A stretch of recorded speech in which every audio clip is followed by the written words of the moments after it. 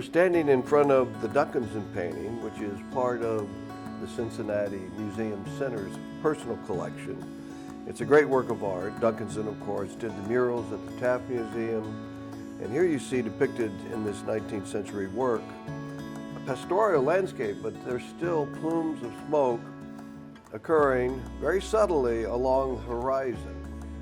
Not so much that you would think, oh, there's industrialization and pollution, but it's almost an optimistic view of industrial age and how that is actually a step forward for mankind, and it showed progressiveness, etc., and Cincinnati being one of those hubs along the river. Yeah, what I actually notice is the juxtaposition of the industrialization with the landscape, and there's two main things that I see. By 1848, we already know that the city is booming, that there's a lot of removal of vegetation and trees, denudation of the landscape. So we can see that here with the pastoral view. Much of this would have been forested prior to this. So we see them already cutting down all of the trees in the area for land use. We also see in the hills here them digging into the hillsides as well, possibly to get lime for infrastructure, possibly to make way for roads as other things. And these two factors lead me to think about one of Cincinnati's greatest natural disasters that we have in this region, which are landslides.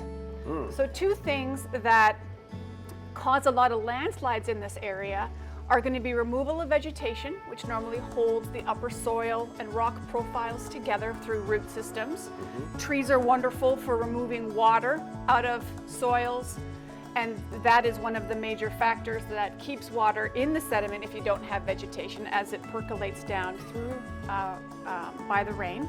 But also the cutting of slopes at unnatural angles that the sediment can no longer hang on, and exposing that sediment to the rain and the wind and the snow and so forth causes it to weaken over time and create landslides. And we know in Cincinnati that we have landslides nearly every year, and part of this is because of the historical land use prior to today. And we can already see by 1848, as portrayed by Duncanson, that some of those factors are already in play and have an impact actually on us today.